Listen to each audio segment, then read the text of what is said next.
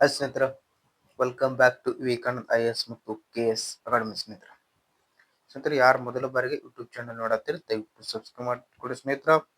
PK means Vivekanand IAS ಮತ್ತು KS academy.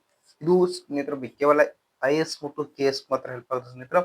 ಇದು Indian ಆರ್ಮಿನೇ ಇರ್ಬೋದು, ಅಗ್ನಿವೀರ್ಗಳೇ ಇರ್ಬೋದು, ಪ್ರತಿ ಒಂದು ಫಿನ್ ಟು ಫಿನ್ ಮಾಹಿತಿ ಇನ್ಫಾರ್ಮೇಶನ್ ಇರ್ಬೋದು.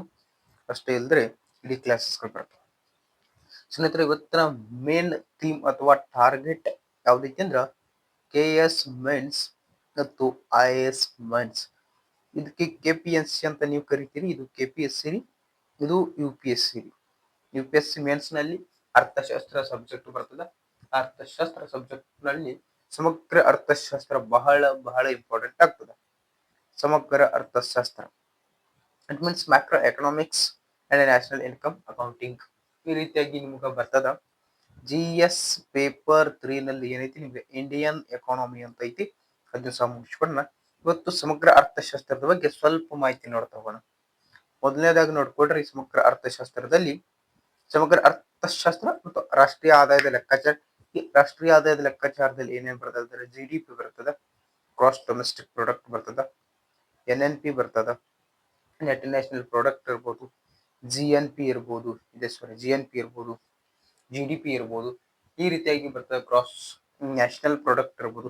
ಈ ರೀತಿಯಾಗಿ ಅಂದ್ರೆ ಇಟ್ ಮೀನ್ಸ್ GNP. ಈ ರೀತಿಯಾಗಿ ಬರ್ತಾ ಹೋಗ್ತದೆ. ಇಂಪಾರ್ಟೆಂಟ್ ಇವರ್ ಎಕ್ಸಾಮಿನೇಷನ್ ದೃಷ್ಟಿಯಿಂದ. ನೀವು ಆಲ್ರೆಡಿ ಹಳೆಯ ಸ್ಪರ್ಧಾತ್ಮಕ ಪರೀಕ್ಷೆಗಳ ತೆಗೆದು ನೋಡ್ರಿ. ಅದು PC ಹಿಡ್ಕೊಂಡು ಹೋಗ್ರಿ, PC ಟು DC ವರೆಗೆ ಹೋಗ್ರಿ. ಅಲ್ಲೆಲ್ಲಾ ಕಡೆ ಏನಾಗ್ತದ, ರಾಷ್ಟ್ರೀಯ ಆದಾಯದ ಲೆಕ್ಕಾಚಾರ ಇರ್ಬೋದು, ಇಟ್ ಮೀನ್ಸ್ GDP ಇರ್ಬೋದು, GNP ಇರ್ಬೋದು, ಎಲ್ಲ ಕ್ವಶನ್ಗಳಾಗಿರೋದನ್ನ ನೀವು ನೋಡ್ಬೋದು. ಅದಾದ ನಂತರ ಮುಂದುವರೆದು ಏನ್ ನೋಡ್ತೀವ್ರಿ, ಈ ಸಮಗ್ರ ಅರ್ಥಶಾಸ್ತ್ರದಲ್ಲಿ ಸಮಗ್ರ ಅರ್ಥಶಾಸ್ತ್ರ ಅಂದ್ರೆ ಏನ, ಅದರ ಅರ್ಥ, ಅದು ಯಾವ ಎರಡು ಪದಗಳಿಂದ ಬಂದಿದೆ, ಅದರ ಇಂಪಾರ್ಟೆನ್ಸ್, ಅದರ ಮಹತ್ವವನ್ನು ನೋಡ್ತೀವ್ರಿ. ಇದು ಸಹ ಇಂಪಾರ್ಟೆಂಟ್. ಅದಂತರ ಸಂಗ್ರಹ ಮತ್ತು ಪರಿಚಯ, ಅದು ಯಾವ ರೀತಿಯಾಗಿ ಇದನ್ನಾಯ್ತು ಅನ್ನೋದನ್ನ ನೋಡ್ತಾ ಹೋಗ್ತೀವಿ.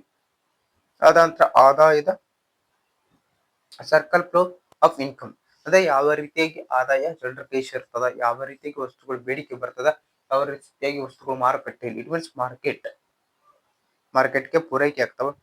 ಡಿಮ್ಯಾಂಡ್ ಯಾವ ರೀತಿಯಾಗಿ ಇರ್ತದ, ಸಪ್ಲೈ ಯಾವ ರೀತಿಯಾಗಿರ್ತದ, ಇಷ್ಟೆಲ್ಲವನ್ನು ಏನ ಕಲ್ತೀವಿ ನಾವು, ಆದಾಯದ ವೃತ್ತಾಕಾರದ ಪ್ರಮಾಣ, ಸರ್ಕಲ್ ಫ್ಲೋ ಆಫ್ ಇನ್ಕಮ್. ಅರ್ಥ, ಎರಡು ವಲಯ ವ್ಯವಸ್ಥೆಯಲ್ಲಿ ಆದಾಯ ಮತ್ತು ಸಂಪತ್ತಿನ ಎರಡು ವಲಯಗಳು. ಒಂದು ಮಾರ್ಕೆಟ್, ಒಂದು ಫ್ಯಾಕ್ಟರಿ ಬರ್ತದೆ, ಇಟ್ ಮೀನ್ಸ್ ಕೈಗಾರಿಕೆ ಬರ್ತದ. ಒಂದ್ ಕಡೆ ಕುಟುಂಬ ಇರ್ತದ, ಕುಟುಂಬದಿಂದ ಕೈಗಾರಿಕೆ ಏನ್ ಬರ್ತದ, ಕೈಗಾರಿಕೆಯಿಂದ ಕುಟುಂಬ ಏನೇನ್ ಬರ್ತದೆ. ಈ ರೀತಿಯಾಗಿ 2ನೇ ಅಧ್ಯಾಯದಲ್ಲಿ ಸಂಪೂರ್ಣವಾಗಿ ಕಲಿತೀವಿ. ಆ 4 ಆದಾಯಗಳು ಯಾವುವು, ಸಂಪತ್ತಿನ ವರ್ತುಲಾಕಾರ ಪ್ರಮಾಣ ಅಂದ್ರೆ ಯಾವ ರೀತಿಯಾಗಿ ಹಣ ಹೋಗ್ತದೆ, ಯಾವ ರೀತಿಯಾಗಿ ಇದು ಲಾಭ, ಬಡ್ಡಿ, ಭೂಮಿ, ಗೇನ್, ಈ ಸಂಪೂರ್ಣವಾದ ಮಾಹಿತಿಯನ್ನ ಇದರಲ್ಲಿ ನೋಡ್ತೀವಿ. ಅದಂತರ ಕಡೆ ಹೇಳಿದ ಸ್ನೇಹಿತರ, ರಾಷ್ಟ್ರೀಯ ಆದಾಯದ ಲೆಕ್ಕಾಚಾರ, ಇದು national income. Very very important for your examination. ನಿಮ್ಗೆ ಯಾವುದೇ ಸ್ಪರ್ಧಾತ್ಮಕ ಪರೀಕ್ಷೆ ಬೇರೆ PC ಟು DC ಅಲ್ಲಿ 1ರಿಂದ 2 ಕ್ವಶನ್ ಈ ಟಾಪಿಕ್ ಮೇಲೆ ಇರ್ತಾವ. ರಾಷ್ಟ್ರೀಯ ಆದಾಯದ ಲೆಕ್ಕಾಚಾರ ಯಾವ ರೀತಿಯಾಗಿ ಮಾಡಬೇಕು, ಎಷ್ಟು ವಿಧಗಳಿದಾವೆ, 8 ಟೈಪ್ಸ್ ಇದಾವ. ರಾಷ್ಟ್ರೀಯ ಆದಾಯದ ಯಾವ ಪರಿಭಾವನೆಗಳಿದಾವ, ರಾಷ್ಟ್ರೀಯ ಆದಾಯದ ಮಹತ್ವ ಏನು, ರಾಷ್ಟ್ರೀಯ ಆದಾಯಕ್ಕೆ ಏನೇನು ತೊಡಕುಗಳಿದಾವ, ರಾಷ್ಟ್ರೀಯ ಆದಾಯ ಮಾಪನ ಯಾವ ರೀತಿಯಾಗಿ ಮಾಡಬಹುದು, ಇದರಲ್ಲಿ ಎಷ್ಟು ಟೈಪ್ಸ್ ಅದಾವ. ಈ ರೀತಿಯಾಗಿ ರಾಷ್ಟ್ರೀಯ ಆದಾಯದ ತೊಡಕುಗಳು ಯಾವ ರೀತಿಯಾಗಿ ತೊಡಕುಗಳು ಬರ್ತಾವ, ಯಾವ ರೀತಿ ಕ್ಯಾಲ್ಕುಲೇಷನ್ ಬರ್ತದ, ಇದು ಸಹ ಇಂಪಾರ್ಟೆಂಟ್ ಆಗ್ತದ. Very very important topic. ಅದಂತ ಒಟ್ಟು ರಾಷ್ಟ್ರೀಯ ಉತ್ಪನ್ನ ಮತ್ತು ಜೀವನ ಮಟ್ಟ ಕಂಪೇರ್ ಮಾಡಿ ಓದ್ಬೇಕಾಗ್ತದ. ಹಸಿರು ಒಟ್ಟಿನ ಸ್ವದೇಶಿ ಉತ್ಪನ್ನ ವಿಧಾನ, ಪರಿಸರ ಸಂಬಂಧಿ ದೇಶೀಯ ಉತ್ಪನ್ನ.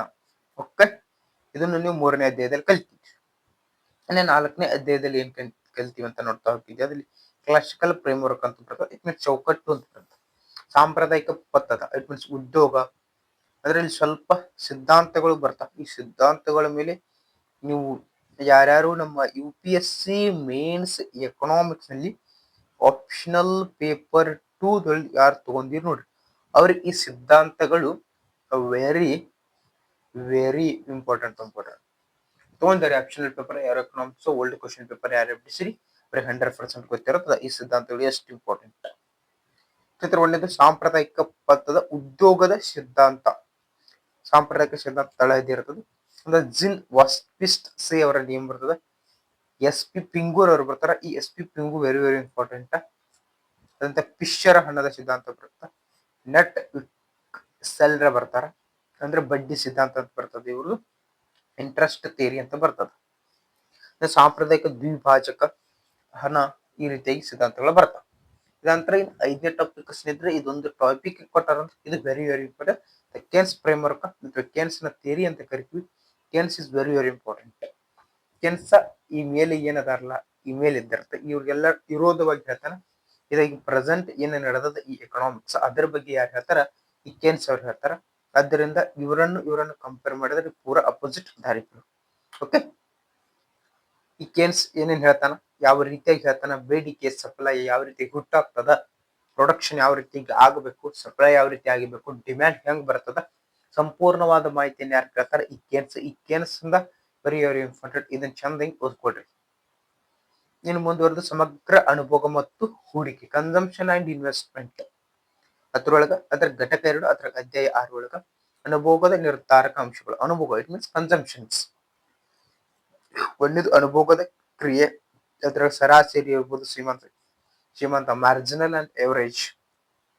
ಅದರಲ್ಲಿ ಇನ್ಕಮ್ ಇರ್ಬೋದ್ರಿ, ಕನ್ಸಂಪ್ಷನ್ ಇರ್ಬೋದು. ಇಲ್ಲಿ ಸಹ ಕೇನ್ಸ್ ನ ನಿಯಮ ಮತ್ತೊಂದು ಬರ್ತದ, ಈ ರೀತಿಯಾಗಿ ಓದ್ಬೇಕಾಗುತ್ತೆ. ಇನ್ನು ಹೂಡಿಕೆ, ಇನ್ವೆಸ್ಟ್ಮೆಂಟ್ ಫಂಕ್ಷನ್ ಅಂತ ಬರ್ತದ. ಇಲ್ಲಿ ಸ್ವಲ್ಪ ಲೆಕ್ಕಗಳು ಬರ್ತದೆ, ಸ್ವಲ್ಪ ನೋಡ್ಬೇಕು. ಹೂಡಿಕೆ ವಿಧಗಳು ಯಾವ, ಹೂಡಿಕೆ ನಿರ್ಧಾರಗಳು, ಬಂಡವಾಳ ದಕ್ಷತೆ ಮತ್ತು ವಿವರಣೆ.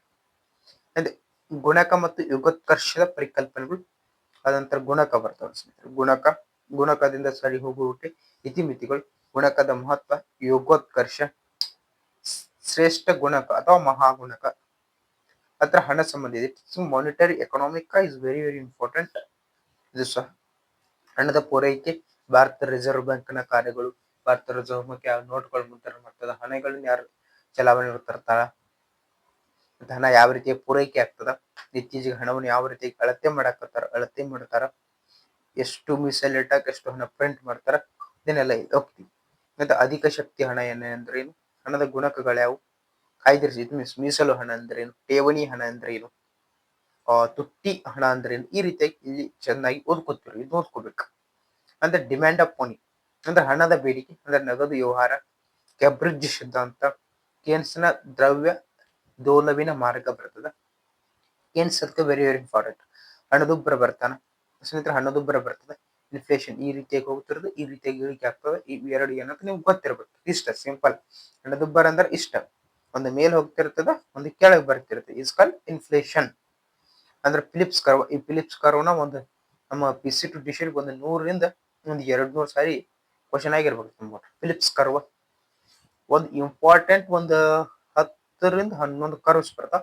10ರಿಂದ 11 ಕರ್ವ್ಸ್ ನೀವೇನಾದ್ರೂ ಚಂದಾಗಿ ಅದರ ಡೈಗ್ರಾಮ್ ನೋಡ್ಕೊಂಡ್ ಬಿಟ್ರೆ ಮುಗಿತು, 2 ಮಾರ್ಕ್ಸ್ ಫಿಕ್ಸ್ ನಿಮ್ಗೆ. ಓಕೆ, ಫಿಲಿಪ್ಸ್ ಕರ್ವ್ ನೋಡ್ತೀರಿ.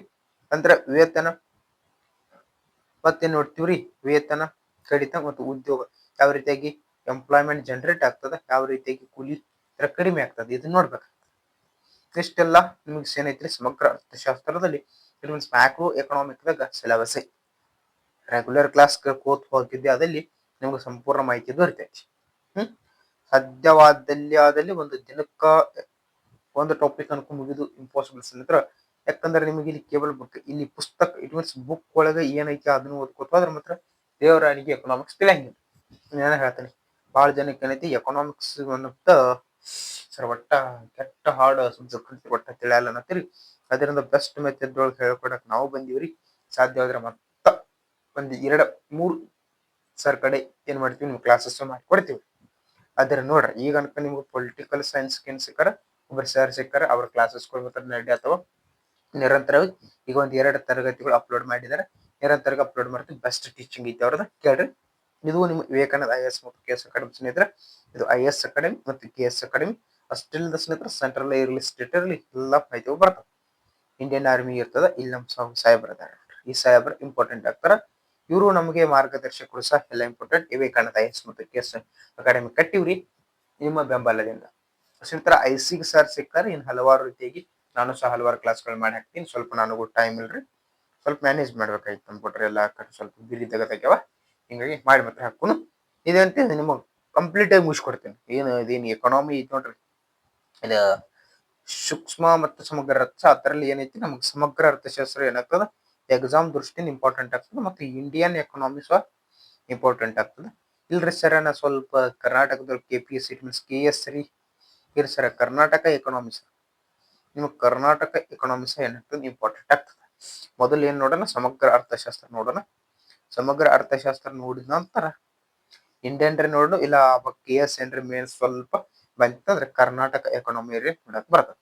ಮೊದಲು ಏನ್ ಮಾಡೋಣ, ಇದು ಏನ ಸಮಗ್ರ ಅರ್ಥಶಾಸ್ತ್ರ ಅನ್ನೋದು ಏನೈತ್ರಿ, ಈ ಸಮಗ್ರ ಅರ್ಥಶಾಸ್ತ್ರ ನಿಮ್ಗೆ ತಿಳಿದ ನಂತರ ಏನಾಗ್ತದ, ಈ ನಮ್ಮ ಕರ್ನಾಟಕ ಅರ್ಥಶಾಸ್ತ್ರ ತಿಳಿಯಕ್ ಶುರು ಆಗ್ತದ ಮತ್ತು ಈ ನಮ್ಮ ಇಂಡಿಯನ್ ಎಕಾನಮಿ ತಿಳಿಯಕ್ ಶುರು. ಯಾಕೆ ತಿಳಿಯಾಕತ್ರಿ ಸರ್, ಫಿಲಿಪ್ಸ್ ಕರ್ವ್ ಅಂದ್ರೆ ಏನ್ರಿ, ಹಣದುಬ್ಬರ ಅಂದ್ರೆ ಏನ್ರಿ, ಬಜೆಟ್ ಅಂದ್ರೆ ಏನ್ರಿ, ಸಮತೋಲನ ಬಜೆಟ್ ಅಂದ್ರೆ ಏನ, ವೆಚ್ಚ ಯಾವ ರೀತಿಯಾಗಿ ಇನ್ಕಮ್ ತಗೋಬೇಕು, ಯಾವ ರೀತಿಯಾಗಿ ಖರ್ಚು ಮಾಡ್ತದ ಗೌರ್ಮೆಂಟ್, ಇದು ಯಾವಾಗ ತಿಳಿತದ ನಿಮಗೆ ಎಕನಾಮಿಕ್ಸ್ ಬೇಸಿಕ್ ಗೊತ್ತಿದಾಗ ಬಜೆಟ್ ಪಟ್ಟ ತಿಳಿತಿದೆ. ನೀವು ಡೈರೆಕ್ಟ್ ಬಜೆಟ್ ಹಿಡ್ಕೊಂಡು ಕೂತ್ರ ಅದೇನಾಗ್ತದ ಮೇಲಿನ ತಲೆ ಮೇಲೆ ಹಚ್ಚಿ ಹೋಗ್ಬಿಡ್ತದ, ಸೆಲೆಬ್ರೇಷನ್ ಆಗ್ತದ, ಏನ್ ಮಾಡಕ್ ಬರಲ್ಲ ಸ್ನೇಹಿತರ.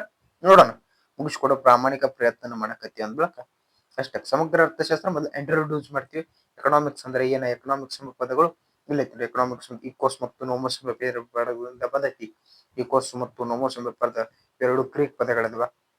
ಎಕಾನಮಿ ಎಂಬ ಈಕೋಸ್ ಅಂದ್ರೆ ಏನ್ರಿ, ಕುಟುಂಬ. ನೋಮೋಸ್ ಅಂದ್ರೆ ಸ್ಪೀಡ್ ಹೇಳ್ತೇನೆ, ಸ್ವಲ್ಪ ಹಿಂಗೆ ಹೇಳ್ತೀವಿ ಅಂತ. ಕುಟುಂಬ ನಿರ್ವಹಣೆ, ಮೊದಲಿಗೆ ಅಂತ ಕುಟುಂಬ ನಿರ್ವಹಣೆ, that is only for family management ಇತ್ತು. ನಂತರ ಮುಂದುವರೆದು ಏನಾಯ್ತು, ದಟ್ ಇಸ್ ವರ್ಡ್ ಮ್ಯಾನೇಜ್ಮೆಂಟ್.